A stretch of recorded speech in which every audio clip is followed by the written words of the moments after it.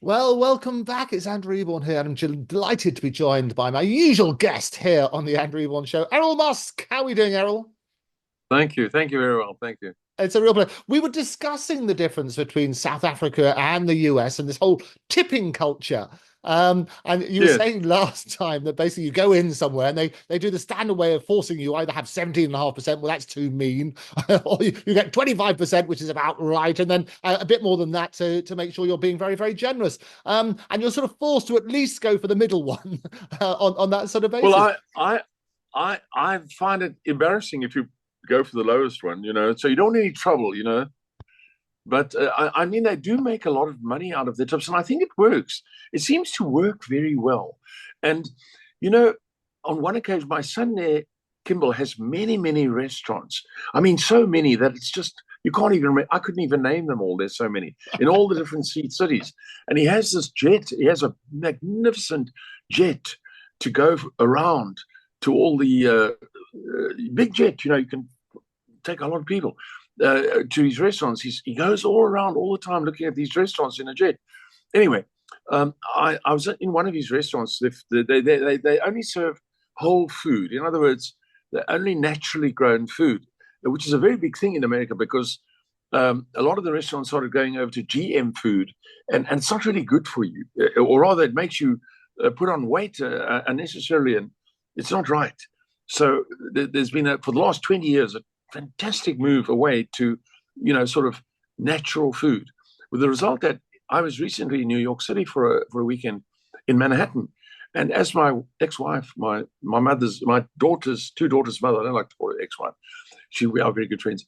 She was with me. I took her with me, and we were in New York on a Sunday in Manhattan for the whole day, all around Manhattan, and we never saw an obese person. Everybody looked like they just stepped out of the pages of Vogue magazine. I've never seen anything like it. And she's an ex-model herself, so she she was a presenter, in fact, at times on television, and she remarked to me all the time, "Look at these people; they are just so beautiful." So they've become very health conscious. Anyway, what was I saying? Yes, so I was in one of my son's restaurants some years ago, and I was served by. I was single at the time. I was single, and I was served by a very, very attractive girl, a very, very, very attractive girl. And I just could, she was not that young. And, being as I'm a bit older, I sort of felt confident enough to say to her, she must have been in her 30s or something. I was confident enough to say to her, you know, would you like to have supper with me or something to that effect? And she agreed. And so the next evening, I went and took her for supper, you see. And she was marvelous. And I thought, well, she's a waitress, so she's obviously must have left school early or something like that. I don't know. So I'm from South Africa after all. And so I said to her, so no, she says, I have an MA or MBA or MA or MBA. I'm not sure. Right. I said, oh, really? She said, yes, she did a BA and then she did something and then she did this. And she now has a master's in this and that. So I thought, oh, and we sort of got talking. I tried to get past the whole thing. And eventually I must have said something. And then she said, as a waitress, I earn far more money than I would ever earn in my field. Is that right? In fact, she said, I'm leaving for Hawaii in a day or two for a 2-week holiday, and I'm taking my parents as as my sort of guests, and then I realized that working in my son's restaurant, she's earning a lot of money. And to give you an idea, my son gave me a card to use in his restaurant. So I said to him, what do I do with this card? He said, well, you just give it to the people when the bill comes. Right. And I said, okay. And I was quite surprised to see the prices of things in these restaurants. And I said, well, how much is on the card? Thinking, well, there must be, maybe there's $50 on the card or something like that. No, he said, there's $1,000 on the card. $1,000. Oh my, $1,000. $1,000. Whoa. $1,000 on the card. I mean, in South Africa, that was 18,000 rands. That was £800 or £900. So I thought, okay, well, So then and that card was done in a few days, So you realize a lot of that money is going to these waiters, and of course you pay tax as well, I suppose, in the restaurant. So if you buy a steak in his restaurant, it's about $39, and then you add 30% tax to that and 10% state tax. So you add 40% to that, and so that's it puts it at like $52 or something. Right. And and it's huge. I mean, it's just so much. Yeah. The food is extremely good, of course. Oh, no, but you have to have a lot of. You have to have a lot of money there. Yeah. And of course that's what keeps America going. Right. They don't hold back. They spend, and everybody's spending, and because everybody's spending, it's like a wheel that just goes faster and faster and faster, because everybody's spending. And as I was saying earlier to you, people don't do minor tasks around their home. If your washing machine or your dishwasher or something isn't working, they don't say, John, come and fix the dishwasher, the wife sort of thing. And he gets under with a vice grip and a screwdriver and all that sort of stuff. No. You phone Dishwashers, Incorporated. And I know it sounds crazy, but in half an hour, they're there. Yeah. Half an hour. Yeah. And half an hour later, your dishwasher's running. And this is the problem, isn't it, Errol? Because a lot of people are sort of saying, no, which is fine. But I think what I find in a lot of places, that service, when they say at the end of a menu, service not included, in certain places it isn't. And you get very bad service. How does service compare in America these days? Well, the service is extremely good. I mean, I don't, you are thinking about fixing a dishwasher. I think they just come and fix it. Right. You don't give them a tip. I've never seen that you'd like give them a tip, because they charge so much money anyway. So I'd say to my daughter, I imagine, something must have been repaired once, and I said to her, well, how much was that? They said, oh, it's only $180. Well, it's £150. I thought, well, I could have fixed that. Yeah. You know what I mean? Well, that's the problem, isn't it? Because you're so used to fixing things yourself. And this is what we were discussing last time, is that you would wash your own cars. You get Elon, the other children, to start washing cars at the age of 3 because they could understand them better. And I guess it's the same with dishwashers. If you could mend those, I bet you're there with a screwdriver yourself, aren't you? Well, yes. But the thing is, what I noticed there is, because Guy, who's Alexandra's husband, doesn't have to do that. He's got a very big office in the building, and he's got an office in town, and then sort of all linked up, with these sort of 3 computers and all that sort of stuff, screens, I mean. And he doesn't have to go away from places where he's dealing with $30 million and $80 million developments. He doesn't have to leave that and put on his, gloves or whatever it is, and his shorts and everything, and climb into the dishwasher cupboard behind the dishwasher. He doesn't have to do that, which is going to take him hours. He's going to get cut. He's going to get bruised, and he's not going to fix it. That's the worst part of it. He's not going to fix it. And he spent 3 or 4 hours trying, and then they have to get somebody in anyway. So most of the time. And so he spends that time in front of his equipment, all his things. And they can't afford to lose a contract. They as I discussed with you a little while ago, they take their work extremely seriously. Right. So even if they start telling you about their work, a little voice says to you, listen. Because in England, and perhaps in South Africa especially, perhaps in England, if you start talking about your work, you'd be what they call in South Africa a windgat, which means a blowhard. Do you know what I mean? So you think, what is this bloke? He's a blowhard telling me about how good his job is and how well he does. In America, that's not like that at all. If a bloke starts telling you about his job, you listen, because he loves it, and to him, he's basically telling you something that you need to hear, and it's good. It's not blowhard. He's so happy at what he's doing, and he wants you to know as well, and he wants you to share in his enthusiasm, you know, and even perhaps say to him, "Oh, I'd love to work in your company. Right. I'd love to work for you." And he'd say, "Well, send me your CV, and maybe we can find a place for you." Right. You know, and so the process of money going around in circles so fast results in a very, very, everything works. There's nothing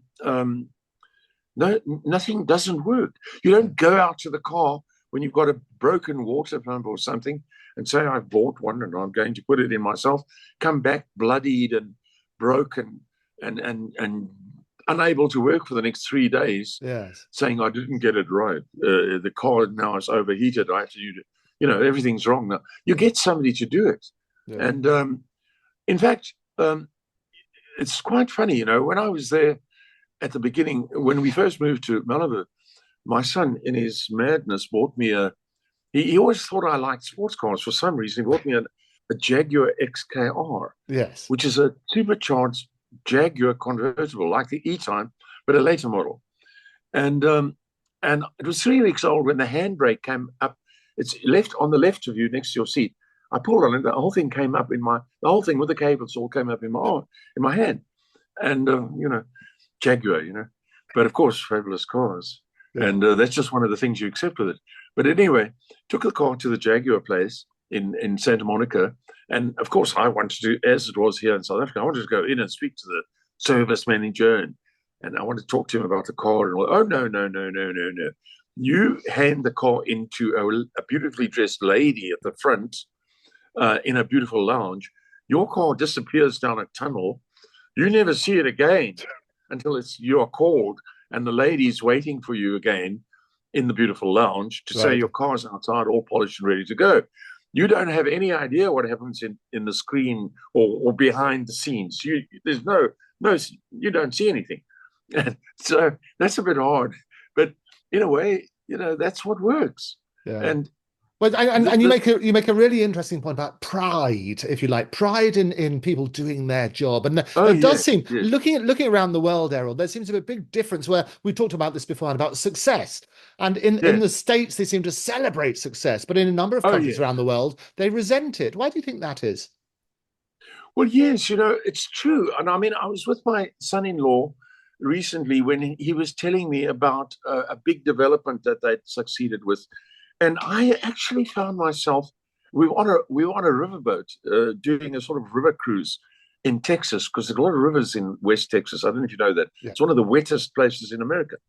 And we were on this sort of huge river lake, and he was telling me, and I wanted to enjoy this trip that we were doing. And he kept on and on about this $180 development. And I got to a point where I wanted to say, look, you know, I did that as well when I was a kid. You know, I mean, I've been there, you know, but I didn't, because he just couldn't stop telling me about this development. And I realized how proud he was of this development, and he, you know, how he needed to tell me of all the steps he'd taken to ensure that everything was going to be all right. And you know, of course, I wake up when my daughter tells me that you know, his fee for that or something was $75,000. Right. You know, and you go, oh, gee, you know, how long did he work on that? Well, he was on that for at least 2 days. £60,000. Good heavens! You know, oh my word. And yeah, so it gives everybody time to do their work that they do without interruption. Right. So, for example, I've now got this Bentley, and I found, for example, that the passenger side door is not the vacuum the electric motor that soft closes the door. Yeah. It's not working. Oh no! You've only just got it. You only got it a few days ago, but I spoke to you a couple of weeks ago. Yeah. So I phoned Bentley, and they said no. They will. I should take it to Cape Town, which is 120 kilometers away. Well, I'll just I look on the internet myself. You see, see what I can find about it. But that's not what they want you to do. I'm probably going to break something if I do it. So I'm not going to do it. But over there, they, you know, it's quite extraordinary. I've also got a Rolls Royce, and as it happens, and it's a Silver Spirit, so it's quite old. It's 45 years old. Beautiful. And it runs very well, but there are things I needed for it. And when I was in America, I wanted 6 months ago, rather, I wanted the seat motor, one of the seat motors cracked, and then so I wanted another one, and I contacted the place, and eventually I was led to a place in a faraway state, and I said I need this part, and within 24 hours, literally 24 hours, the part was delivered to me. Right. Something that I had been thinking, I'll fix it myself. I'll glue everything together. I'll find ways, of doing this. I'll do it. Unfortunately, it cost me $500, Right. but within 24 hours or so of finding the place, it was in my hands. Yeah. And which is, and I love the fact that people are proud of what they do, and it's we should encourage pride. We should encourage pride Yes. in nationalism and so on and so forth. It's a good thing, and people are trying to stamp that out. The difficulty is, as you said, when you were growing up, the reason you liked washing the cars and everything is you could discover things about it. The reason you got Elon to do it, the reason you get Rushy to do it now, and on that sort of basis, your current 7-year-old, is because they can discover things. Are we going to lose if we delegate all of it? Are we going to lose that ability? Yes, definitely. I see it with men there that I might, for example, be at a place and know what's wrong. And I was, for example, at my daughter's husband's family-owned the Half Moon Bay Hotel, Half Moon Hotel in Montego Bay in Jamaica, and it's 2 miles long. It includes the Golden Eye Beach, which 2 miles long, glorious. Yes, okay. Yeah, 2 miles long, and it has 180 villas along the sea at Montego Bay, and it also includes Golden Eye, which is the beach that Ian Fleming lived on, and of course Ian Fleming's house is there. It's kept as no one's allowed. It's not a public place. You're not allowed to go as a public person. But I have been in Ian Fleming's house there, and I've had a look at it, and at his desk, I've sat at his desk, I've held his pen, and so on and so forth. But anyway, when I've been there, it's a completely self-contained resort, and it has its own generating plant and everything. Although they do have electric power from Jamaica, but in case they have their own system. And so when I've been with Guy's father, who's the managing director of the whole place. To give you an idea how big it is, they were doing renovations on one section. The renovations were $80 million. Wow. $80 million renovations. And not very much of the place was being renovated for $80 million. Anyway, it's probably the premier. As a matter of fact, my daughter, Alexandra, and Guy sent me a picture of herself and him with Kate and William. Right. Who holidayed there last year. The four of them together. So, the Queen used to go there quite a lot as well. But at any rate, I would have said to the manager, he was having trouble with the plant, and I said, look, I've installed many of these plants, so please let me have a look at it for you. He sort of, I am a consulting, I'm an engineer, and he was very nice to me, and he wasn't rude to me, but he seemed to think, well, why would I even be bothered with something like that? He's got, whereas I would have been keen to see where his problems lie, and I might perhaps have been able to give him a few tips on the whole thing, because I've installed systems up to 2 megawatt, generating systems for hotels and things. And you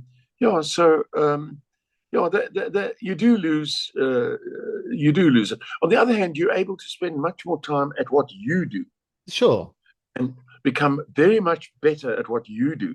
Yeah. Well, and that's always the argument, isn't it, for embracing technology and so on and so forth. It's going to free you up to do the things that you really want to do. But from the sounds of it, there's some people who are doing those jobs at the moment because they really want to do it. What's going to happen to them?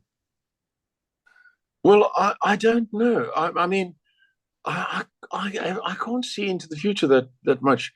I mean, there will always be things that can't just be done by artificial intelligence or something like that. It's always going to be hands needed. But I agree that I think we're already experiencing quite a lot of loss of trades in the world.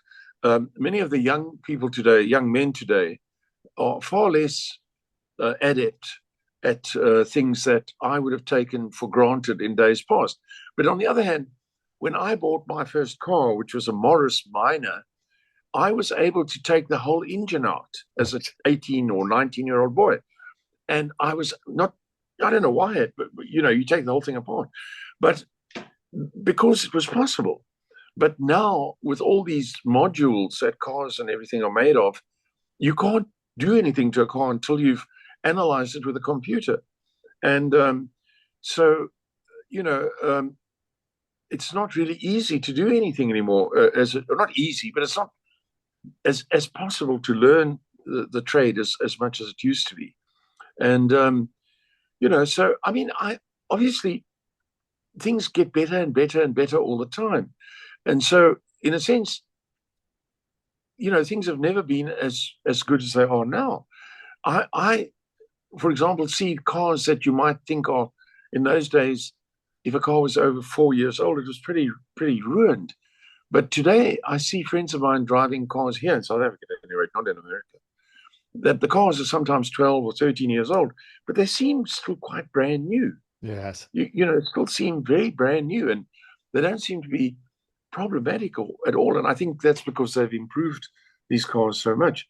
On the other hand, you can't help noticing, if you go to the United States, where I've been in several states recently, you don't see any old cars, which brings me to the question I ask the people in the motoring industry here: what do they do with the old cars? Because everybody's car is brand new. Everybody's car is brand new. My daughter's cars are brand new. What do they do with the old cars? Recently, she had a Model Y Tesla, and when I went recently, it turned out to be, it was now a Model X. So where's the Model Y? She says, oh, I don't know. So then I speak to the people here, and they say, oh, they just crushed them, which I thought, what? Yeah. They just crushed them? So, yeah, so... Well, it is interesting, Errol. It's rather like the everlasting light bulb, isn't it? Nobody wants to invent that, because otherwise the industry stops. Well, yes. And then, of course, if you go to other countries and you see how hard-pressed many other countries are, and so the disparity between the United States and other countries is mind-blowing. I always used to say, or Elon used the phrase the first time, they are light years ahead of us, Dad. Light years. That was Elon's expression.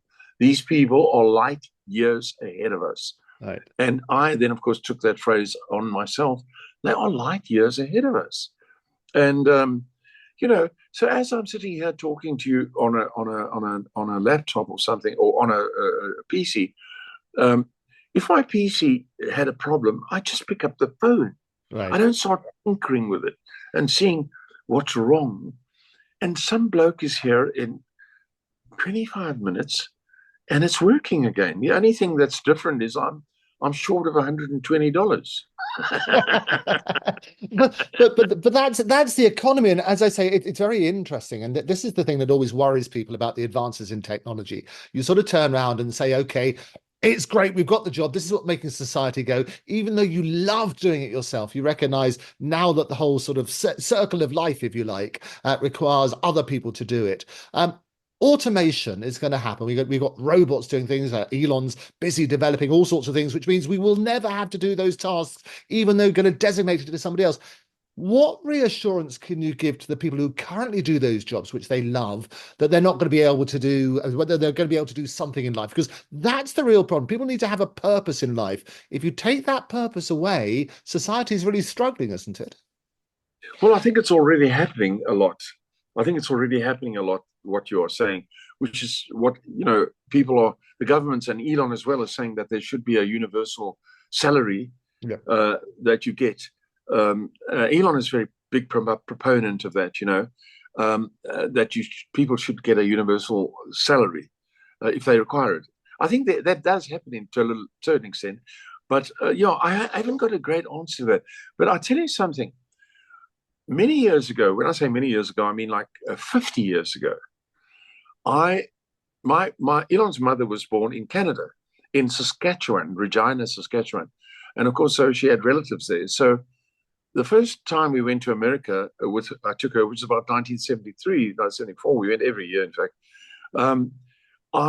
We went to visit her relatives, and of course, we went to the area where her family were farming, some of them were farming, which was Saskatchewan.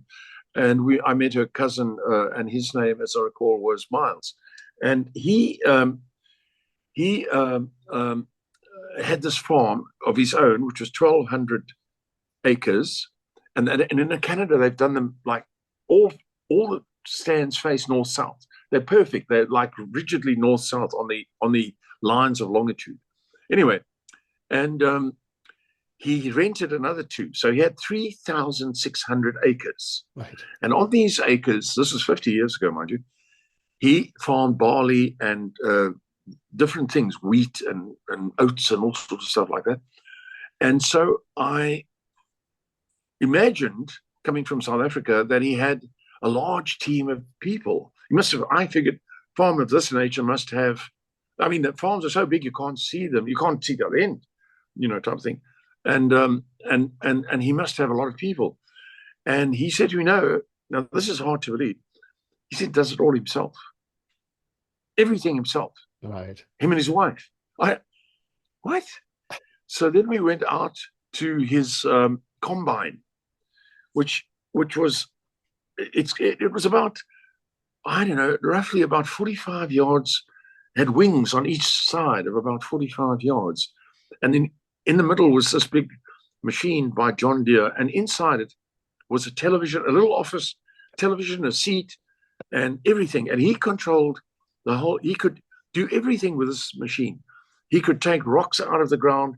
He could plow the entire place. He could seed the entire place. He could harvest the entire place with this machine. Right. And it was just too hard to believe.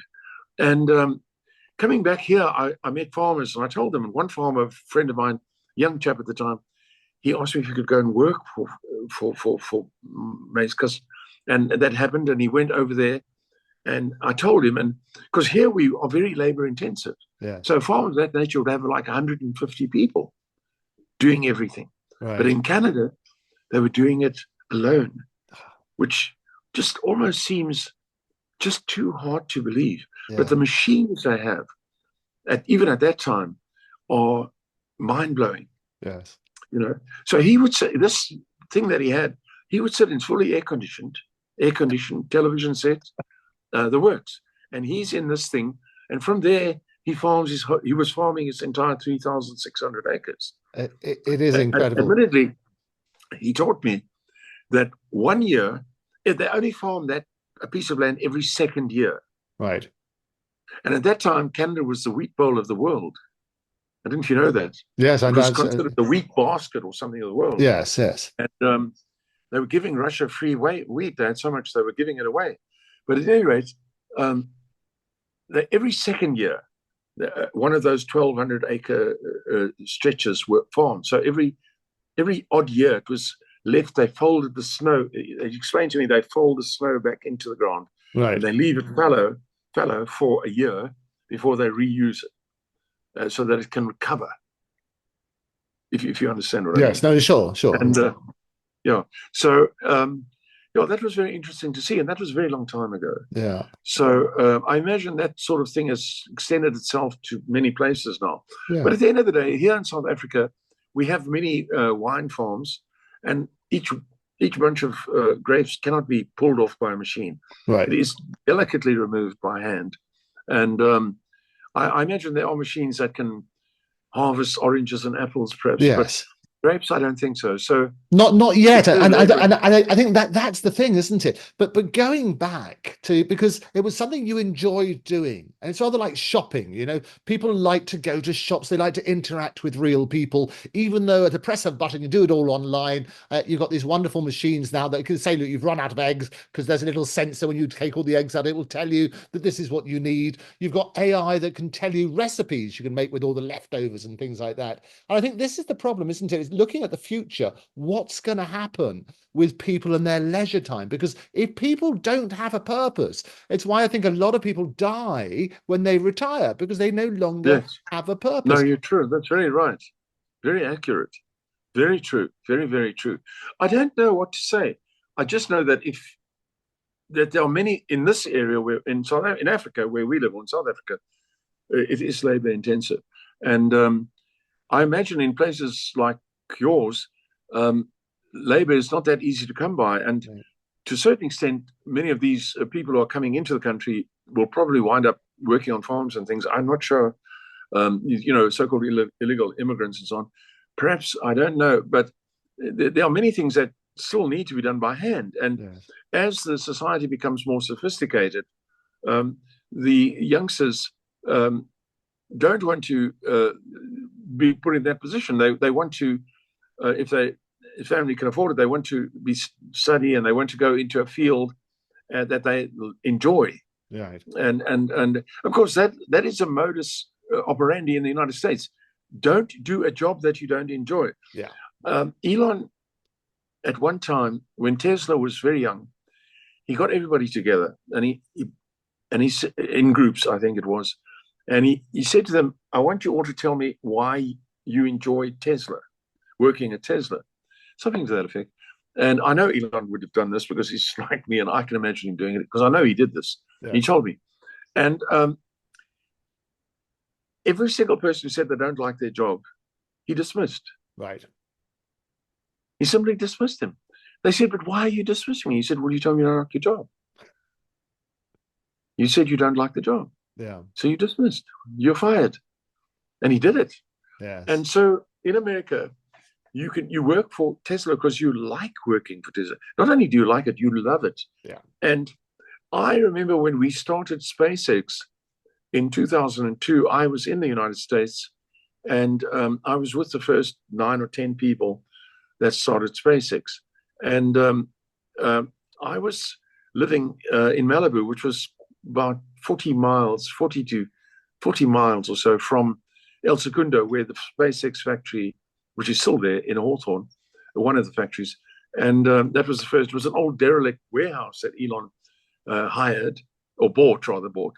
And it was very run down. The lights were hanging out the ceiling. It was leaking. The roof was leaking. It was really not great.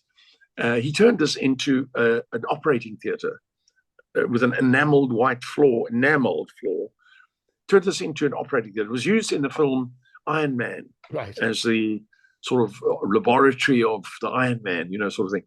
But he turned this into that. I started doing that with replacing ceilings and replacing lights and all that sort of stuff. I did that for him. And what was I talking about? Oh yes, I living so far away, and we had 5 children with us then. My 2 daughters and my second wife's 3 other children, and so I was taking children to school in the morning, and things like that. And then I would get down to El Segundo at about 9, maybe 9:30, and of course I also missed all the horrible traffic that was on the 405. It was terrible. Yes. But anyway, I would then also. My wife would say to me when I was married then, and she would say, "So and so are coming for supper." So I would leave El Segundo, the Hawthorne factory, the SpaceX factory, at maybe 4, so that I could be back for the supper, which we were going to enjoy. You see, and I noticed that the other 9 or 10 people. This was the guy who did the SpaceX. He was the head of space research in Germany. Elon poached him. Tom Mueller, who he poached from jet propulsion, and so on. That they were all looked at me, I'd come back in, and then I eventually, didn't take me long, I noticed that none of them go home. Right. And then I'd hear talk like Tom Mueller would say. He was a famous guy, and he's really famous. He's retired now. Yeah. He was instrumental in SpaceX. So was Hans, and they would talk about supper the previous evening, that they'd been to Houston's for supper. It was like a spare rib restaurant, you see? Yes. And it was so good, we're going to go there again, So over the days that followed, I sort of what's the supper story? Oh, no, we went for supper. And then it dawned on me, these guys are going for lunch and for supper. Lunch was usually Burger King, which was terrible. Which I sometimes went with because but it was terrible. Not good food for me. I didn't like it. I had the salads. And then in the evening, they would start going to other places and Euston's. And I realized, I said, what time do you get home at the evening, And Hans was a very dedicated guy, typical German, I mean, he was like, I will, I will be, I will do whatever you will say. Anyway, he was getting home like 10 o'clock every night.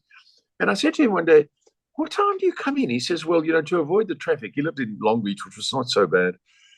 Getting to Alexander, he said, I leave at 6 o'clock in the morning, or something like that, with an accent, I leave at 6 o'clock in the morning, And I said, oh, what time do you get in? He said, oh, I'm in at about 6:30, So I thought, oh my God, 6:30 to 10, okay.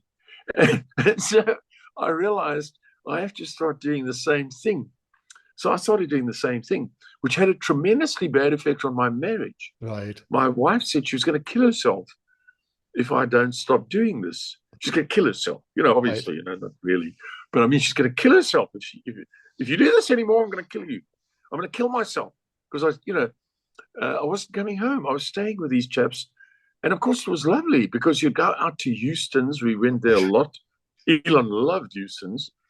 And we'd have this terrific meal, and we'd be back at work again. Right. And that was loving your job. Yeah, and it is interesting, isn't it? Because you're loving your job more than the family and things like that. It is fascinating. No, you can't do that. Yeah, you can't do that. No, you're absolutely right. It is that life-work balance. Well, we're going to look a bit more into that. We're going to take a break now, but when we come back, we'll have a deeper dive into your glorious family history and what the future might hold. Okay.